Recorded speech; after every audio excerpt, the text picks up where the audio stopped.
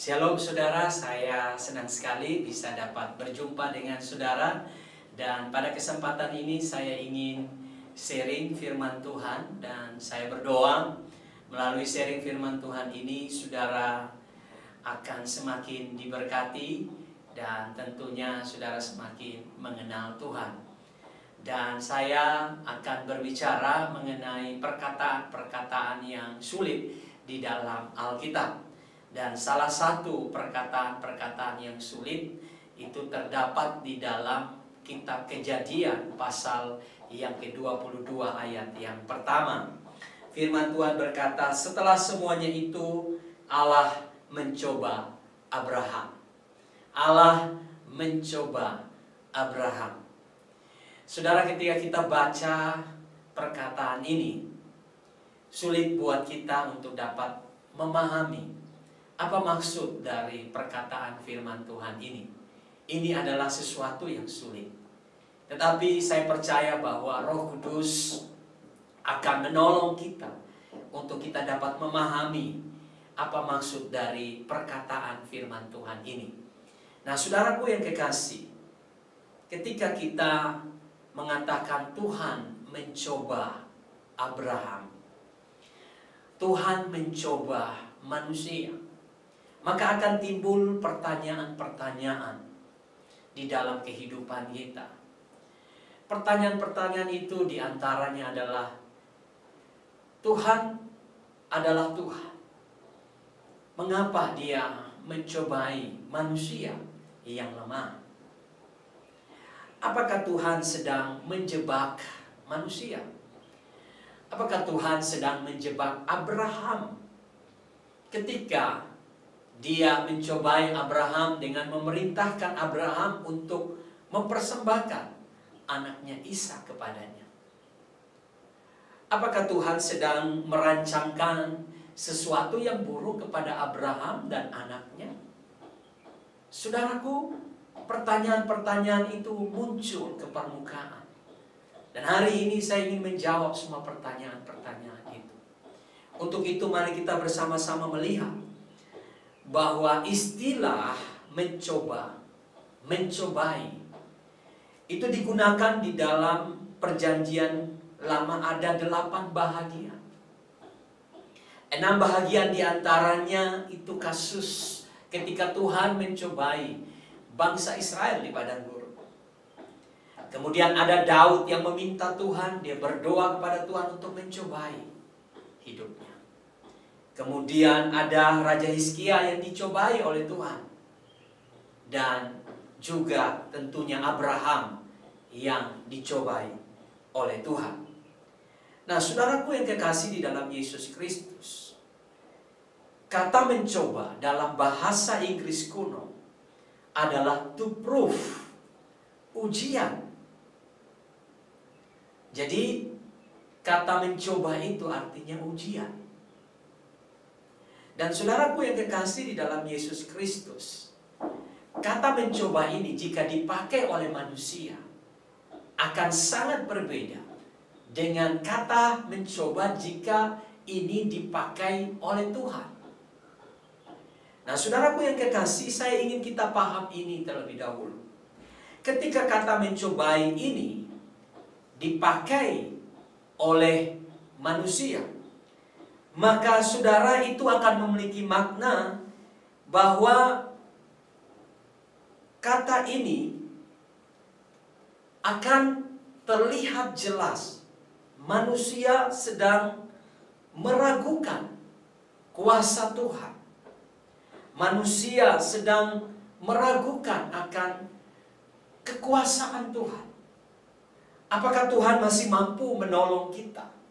Apakah Tuhan masih mampu untuk meluputkan kita? Apakah Tuhan masih mampu untuk memberkati kehidupan kita? Di sisi itulah manusia mencobai Tuhan. Dan saudaraku yang kekasih di dalam Yesus Kristus, ketika kata mencobai ini juga dipakai oleh manusia, maka di situ terlihat akan sikap manusia yang ragu, yang bimbang akan pemeliharaan Tuhan.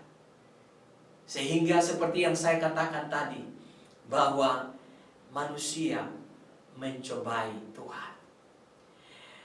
Dan kalau kata ini saudara diperuntukkan untuk Tuhan, Yakobus pasal 1 ayat 13 berkata, Allah tidak dapat dicobai oleh yang jahat, dan ia sendiri tidak mencobai siapapun.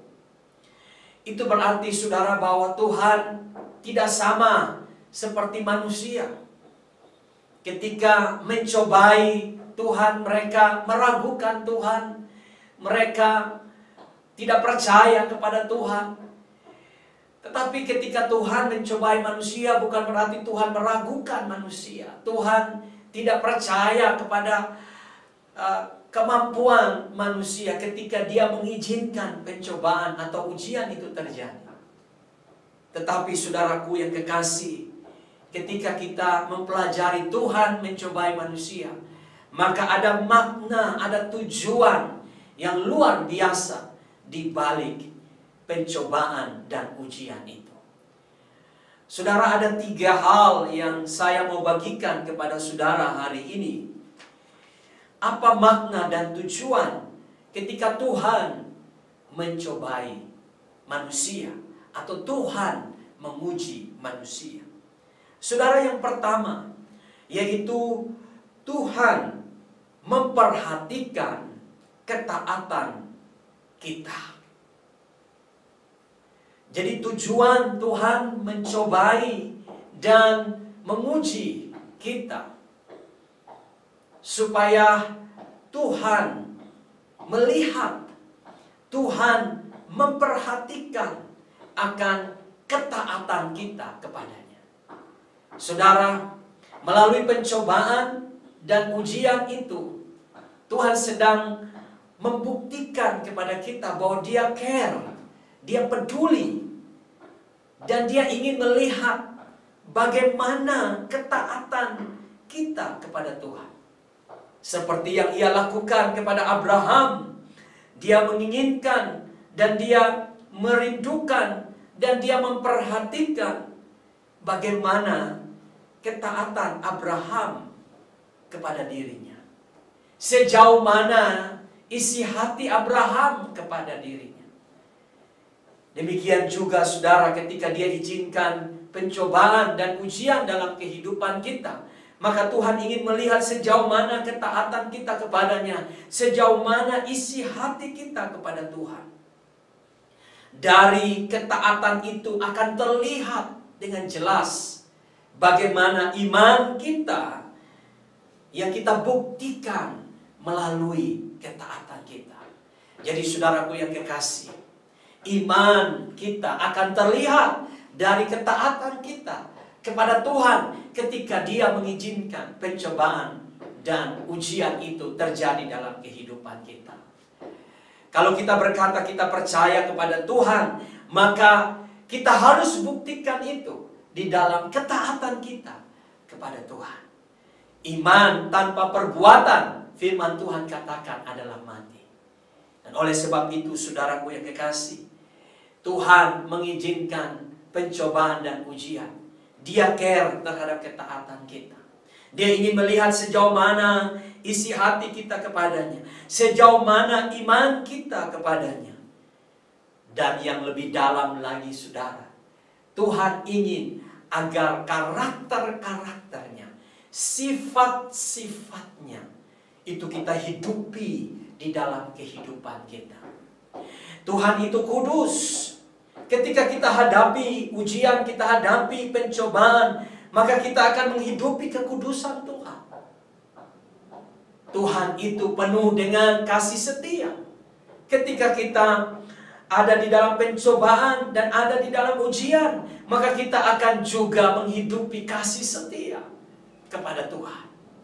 Jadi saudaraku yang kekasih, tujuan Tuhan ialah supaya karakter-karakter dirinya kita hormati, kita hidupi di dalam kehidupan kita. Nah saudaraku yang kekasih, kemudian yang kedua, apa tujuan Tuhan ketika Dia mencoba atau menguji manusia atau kita? Yang kedua adalah Tuhan ingin memiliki hubungan yang lebih akrab dengan kita. Saudaraku yang kekasih di dalam Yesus Kristus, ketika dia mencoba Abraham, dia ingin agar hubungan Abraham dan dirinya semakin hari semakin lebih dekat. Sebab saudaraku yang kekasih, kita tahu bahwa Abraham adalah sahabat Tuhan. Dan ketika saudara melihat ketika ujian itu terjadi, pencobaan itu Abraham alami, saudara, Abraham semakin memiliki hubungan yang dekat dengan Tuhan. Jadi saudaraku yang kekasih di dalam Yesus Kristus, ujian yang Tuhan izinkan dalam hidup kita bukan untuk menjauhkan kita dari Tuhan, bukan supaya kita jauh dari Tuhan, tetapi justru ujian itu, pencobaan itu, Tuhan inginkan agar Tuhan menarik diri kita, agar kita semakin dekat dengan Tuhan, kita semakin mengenal Tuhan, kita semakin intim dengan Tuhan. Dengan demikian saudara, pencobaan, ujian itu semakin memulihkan hubungan kita dengan Tuhan. Jadi saudaraku, ketika engkau dicobai, engkau diuji Tuhan, jangan jauh dari Tuhan. Justru tujuan Tuhan ialah membawa engkau semakin dekat dengan Tuhan. Kemudian yang terakhir, apa tujuan Tuhan ketika Tuhan mengizinkan pencobaan dan ujian terjadi dalam kehidupan kita? Yang ketiga adalah Tuhan ingin menghadirkan keselamatan bagi kita. Saudaraku, seringkali kita tidak mengerti mengapa ujian, cobaan itu Tuhan izinkan terjadi dalam hidup kita. Kita bertanya, Tuhan, mengapa?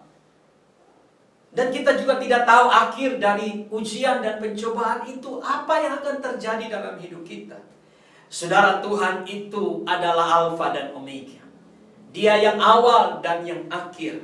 Sehingga ketika Dia mengizinkan atau Dia sendiri mencobai kita, menguji kita, maka melalui ujian itu, saudara, Dia ingin memelihara hidup kita. Dia ingin memurnikan hidup kita. Dia ingin mendisiplinkan kita. Dia ingin mengajar kita supaya kita semakin hari semakin dewasa. Kita semakin hari semakin kuat. Kita semakin hari semakin teguh di dalam iman kita. Sebab apa saudara? Ketika ujian itu diizinkan, maka ada maksud Tuhan di depan. Supaya kita semakin kuat untuk menghadapi hal-hal yang besar yang ada di depan. Dan akhir daripada itu semua, yaitu Dia mau menyelamatkan hidup kita. Saudara, perjalanan hidup kita penuh dengan godaan.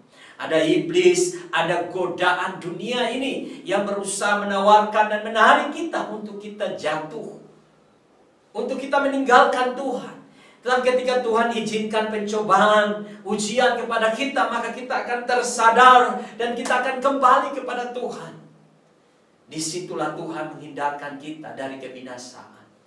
Tuhan ingin memastikan kita agar kita tetap berjalan dalam keselamatan, anugerah yang Tuhan sediakan buat kita. Nah, saudaraku yang kekasih di dalam Yesus Kristus, ketika Tuhan mencoba kita, ketika Tuhan menguji kita, maka sebenarnya semuanya itu tujuannya untuk kebaikan kita. Dia ingin memperhatikan akan ketaatan kita. Sejauh mana ketaatan kita? Tuhan ingin memiliki hubungan yang lebih akrab dengan kita. Dan yang terakhir, Tuhan ingin menghadirkan keselamatan dalam perjalanan hidup kita. Saya percaya, melalui firman yang telah kita dengar, kita semakin memahami apa yang Tuhan inginkan di balik pencobaan dan pengujian di dalam hidup kita. Kiranya kebenaran firman Tuhan ini memberkati hidup kita. Haleluya. Amin.